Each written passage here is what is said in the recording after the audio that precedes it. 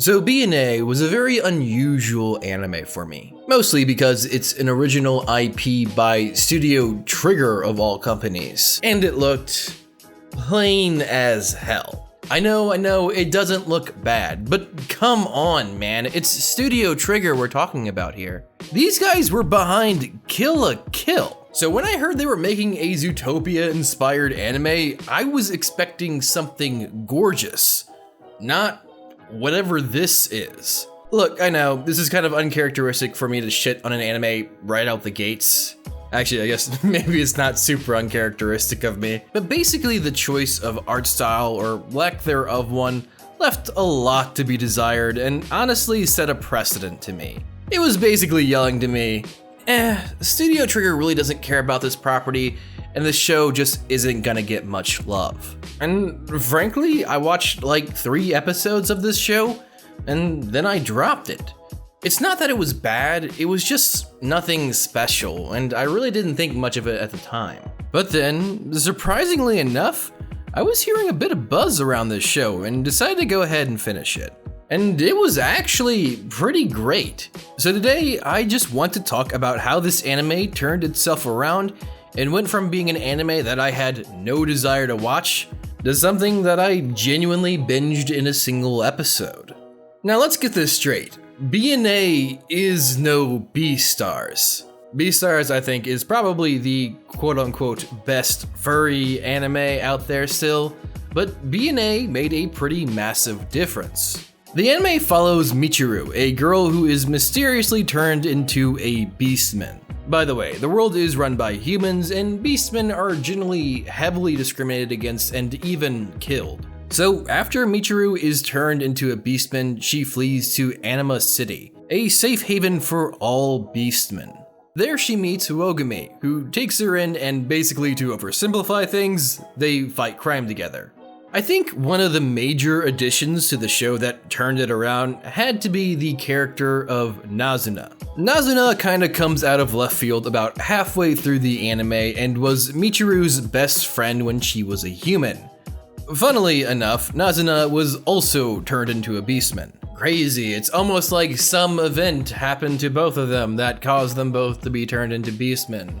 But Nazuna really changes the pacing of this show. You see, one of the abilities that both Nazuna and Michiru have is to be able to change what animal they are. So, Nazuna takes on the form of the beastman's deity and inserts herself as a god and forms a cult. Yeah, you can kind of start seeing how this changes up the show a bit. Basically, she always wanted to be an idol, so we see her use her abilities to make herself an idol.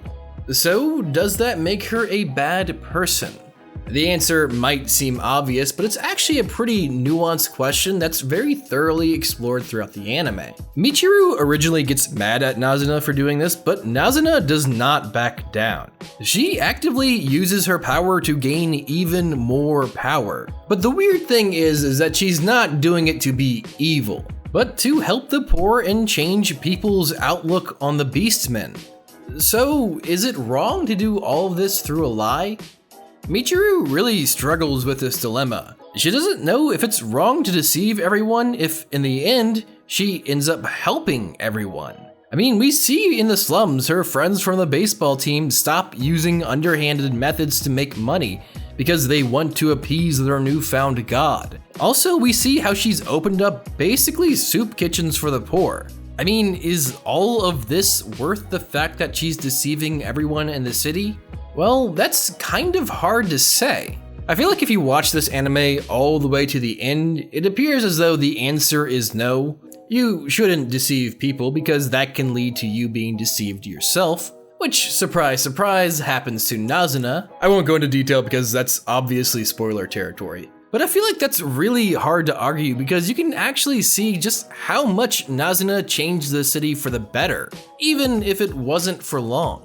Another major beat that I really enjoyed about this anime is the development of the character Ogami. Now, a lot about his character doesn't really make any sense until a certain reveal. I'll try not to spoil what that reveal is while also talking about his major dilemma that is challenged throughout the anime. Basically, Ogami hates all humans, which frankly, I can totally relate with. So basically the entire show is him shitting on humans and doing his best to protect all of the beastmen. But the more we learn about his backstory, the more we learn how flawed his thinking is. He genuinely thinks all humans are evil and beastmen only turn evil because of humans. So the character of Michiru really challenges his ideals because she is both a human and a beastman. So he doesn't exactly know how to react to her. He slowly begins to realize that it's not actually always the human's fault. Even one of the biggest tragedies of his life wasn't actually the fault of humans, but of beastmen. So seeing him overcome this hurdle and learning to cope with it was actually a pretty fantastic character arc that I really got invested in. I mean, I don't really believe in the lesson here because the lesson is that humans aren't inherently evil. And come on, we all know that's total bullshit. But yeah, BNA really surprised me. Meaning, I think the biggest problem with this show is that it really had a chance to be something spectacular, and it wasn't. This video is definitely not me saying that it is. However, if you reset your expectations for this show, it is still a pretty fantastic anime. And you know what? I'm really glad that I decided to take the time to come back and finish watching this show. And if you're even the slightest bit interested in watching BNA, I couldn't recommend it enough. Thank you guys for watching. Hey, what's up guys? I'm sorry, it's just, I didn't expect to ever make a video on BNA because I was like so disappointed with it at first. But I'm glad I finally got around to talking about the show.